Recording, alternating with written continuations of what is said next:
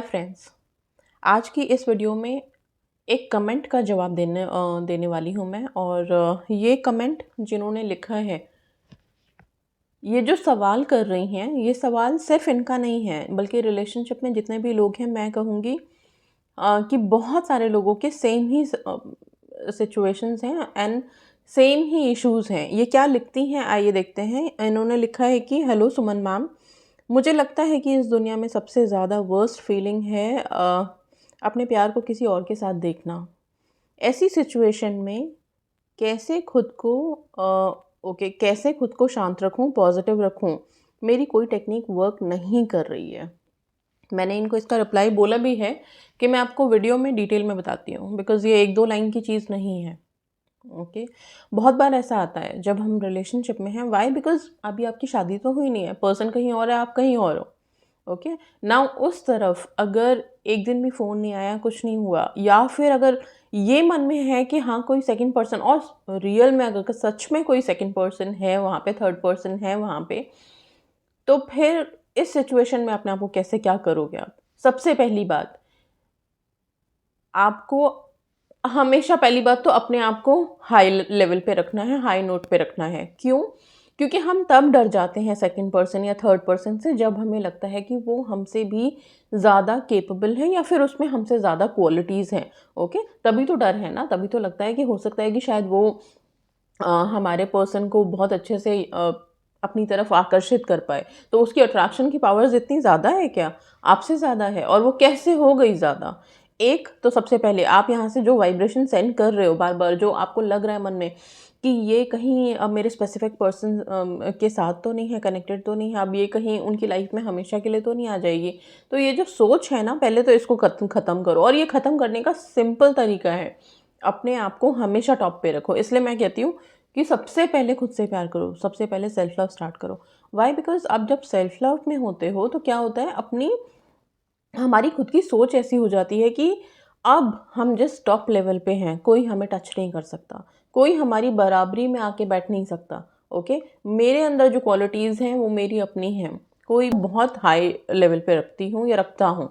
Okay, तो कोई भी अदर पर्सन अगर मेरे सामने आ जाए तो उससे मुझे डरने की ज़रूरत नहीं है। ओके, सबसे पहली तो ये बात, क्योंकि जिस वक्त आप अपनी वैल्यू को समझ लोगे, आप को लगेगा कि हाँ ये चीज़ है मेरे अंदर, तो फिर क्या होगा कि आप मजबूत हो गए, आप अंदर से मजबूत हो गए। सेकंड थिंग, आप प्लीज़ जो भी पर्सन है वहाँ पे उसको पॉजिटिव अफर्मेशन दो। ये मत सोचो कि वो आ गई है या आ गया है, अब पता नहीं मेरा रिलेशनशिप बचेगा कि नहीं बचेगा और मैं बहुत परेशान हूँ। नहीं। आपको उसी वक्त पे क्या करना है, एक तो अपने पर्सन को आप लव वाइब्रेशंस भेजते रहो, क्योंकि ये जो आप शील्ड क्रिएट करोगे अपने प्यार का, इस शील्ड को तोड़ के अंदर आने की हिम्मत किसी की भी नहीं होगी। कोई थर्ड पर्सन, फोर्थ पर्सन, कितने भी लोग आ जाए, सी व्हाट हैपन्स, आप अभी कोई पर्सन है उसको आपने एलिमिनेट कर दिया, क्या पता फिर थोड़े दिन बाद कोई और इंसान नॉर्मल बात भी कर रहा है या कोई कलीग भी है, कुछ भी है, तो उसको भी लेके हम यही सोचेंगे कि अब पता नहीं इससे बातें हो रही है। अब वो चाहे वर्क रिलेटेड ही हो, लेकिन ये रिलेशनशिप ऐसी चीज़ है ना कि इसमें हम अ, थोड़ा सा भी झुकाव कहीं और बर्दाश्त नहीं कर सकते। हमें 100% अपना पर्सन हमारे लिए चाहिए बस। किसी और से अगर कोई बात हो भी रही है तो बहुत अ, मतलब वो कहते हैं ना, ज़रूरी बातें हो बस, और कुछ नहीं। तो ये जो थॉट है, ये जो चीज़ है, इसको रखने के लिए सबसे पहले ज़रूरी है कि आप अपने प्यार के जो भी वाइब्रेशंस हैं, इमोशंस हैं, उनको स्ट्रॉन्ग रखो, इधर से लव वाइब्रेशंस भेजते रहो।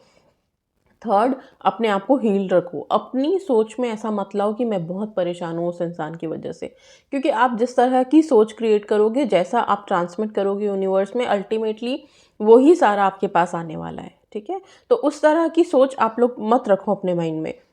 ईज़ी रखो अपने रिलेशनशिप को, अपने थॉट से स्ट्रॉन्ग बनाओ कि कोई भी इंसान आ जाए, मेरा रिलेशनशिप स्ट्रॉन्ग है और रहेगा। पॉजिटिव अफर्मेशंस जितना दोगे उतना हेल्पफुल रहेगा आपके लिए। ऑलवेज रिमेंबर, पॉजिटिव अफर्मेशन की यही तो पावर है कि अगर कोई सिचुएशन खराब भी है तो उसको भी ठीक करने की ताकत रखता है। तो सबसे इम्पॉर्टेंट है, प्लीज़ पॉजिटिव अफर्मेशन देना शुरू करो। इवन जो पर्सन, अगर आपको लग रहा है कि सीरियसली कुछ उधर ऐसा हो गया है कि कोई पर्सन आ गया है और उसके साथ उधर कोई बॉन्डिंग शुरू हो गई है बननी, तो आप यहाँ से सिर्फ एक पॉजिटिव अफर्मेशन दो दैट जो भी सेकंड पर्सन है उसकी लाइफ में कोई बहुत अच्छा आ गया है एंड शी हैज़ और ही हैज़ मूव्ड ऑन, वो आगे बढ़ चुके हैं उनके साथ, तो उनको पॉजिटिव अफर्मेशन दोगे, पॉजिटिविटी रहेगी। ओके, ताकि आप अपने पर्सन के साथ वो ही वाइब्रेशन शेयर करो। अगर आप उसको कोसते रहोगे कि बस ये तो चली जाए या तो चला जाए या तो ये हो जाए वो हो जाए, आप वो ही नेगेटिव वाइब्रेशन रिलीज करोगे, तो क्या होगा, अल्टीमेटली आपके पास ही घूम के आना है।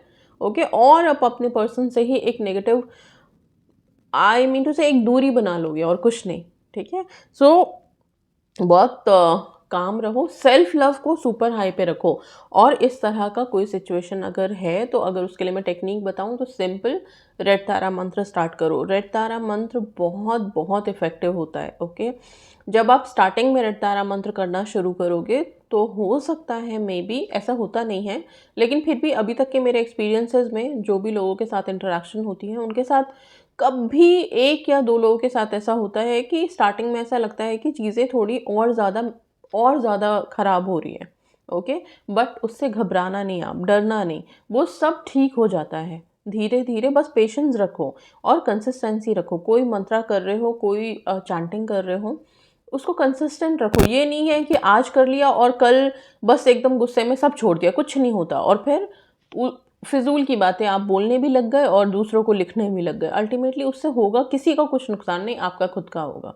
जैसी सोच आप करोगे क्रिएट, जो आप बोलोगे, जो आप सोचोगे, वो आपकी ही है। आप ही सुन रहे हो और आप ही बोल रहे हो। ओके, सो और आपके पास ही लौट के आएगा। इसीलिए प्लीज़ अपनी सोच को पॉजिटिव रखो। उस समय आप अफर्मेशंस दो, रेड तारा मंत्र करो, लव वाइब्रेशन भेजो, बस इतना बहुत है। और खुद को जितना हो सके पॉजिटिव रखने की कोशिश करो थोड़े टाइम के लिए अपने इस विश से। ओके, अगर ऐसा लगता है कि कोई पर्सन है और डिस्टर्ब हो रहे हो बहुत ज़्यादा, जैसा कि इन्होंने लिखा था कि बहुत समझ नहीं आता क्या करें, ओके, कैसे हैंडल करें, उस टाइम पे थोड़े टाइम के लिए ना अपनी विश से, अपने पर्सन से डिटैच हो जाओ। ओके, ज़्यादा सोचो मत उस तरफ, छोड़ दो। आपका जो काम है वो रात को आपने लव वाइब्रेशन भेजनी है, सारे दिन आप अपने कामों में बिजी रहो, थोड़ा सा टाइम दो, क्योंकि आप पॉजिटिव वाइब्रेशन भेज रहे हो, लेकिन अगर आपने सारे दिन अगेन वही सोचते रहोगे कि वो है वो है वो है, तो वैसा ही फिर क्रिएट होगा ना। इसलिए जो वाइब्रेशन भेज दिया, इसके बाद आप रिलैक्स रहो। एक वो एटीट्यूड क्रिएट कर लो कि अगर आए तो भी ओके है, नहीं आए तो भी ओके है, मैं अपने लिए बेस्ट हूँ और मैं खुद से खुश हूँ, बस। तो अपनी खुशी से मतलब मैं हूँ तो सब है, बस सिंपल। ओके, सो अपने आप को टॉप प्रायोरिटी पे रख के, सेल्फ लव में रख के आप ये एटीट्यूड क्रिएट करके एंड थोड़े दिन के लिए डिटैच हो जाओ। थोड़े दिन का मतलब जैसे ही उधर से रिस्पॉन्स आए, और वो आएगा, डेफिनेटली आएगा। अगर आपके लव वाइब्रेशंस इतने हाई हैं एंड आपका प्यार अगर मन में सीरियसली सच्चा है बिना किसी डाउट के, ठीक है, और प्योर है, सिंपल, तो हाँ, यहाँ पे ये बात मैं बता दूँ, ऐसा नहीं करना कि किसी की शादी ऑलरेडी हो चुकी है एंड आप उसको सोच रहे हो कि वो थर्ड पर्सन है। नहीं, शादी is a final thing and उसको आप लोग ऐसे मत लो कि शादी हो गई है और अब हम उसको मैनिफेस्ट कर लेते हैं ये सब करके। नहीं, ये सिर्फ उनके लिए है जो अपने लव रिलेशनशिप में हैं, और फिर होता है कि भाई हम यहाँ पे हैं, वो वहाँ पे, जैसे मैंने बताया, और कोई पर्सन कहीं से आपको लग रहा है कि कोई आपको ओवरटेक करके आपकी डेस्टिनेशन पे पहुँचने की कोशिश कर रहा है, उनके लिए सिर्फ। Okay, so I hope this is clear and yes, thank you so much, God bless you.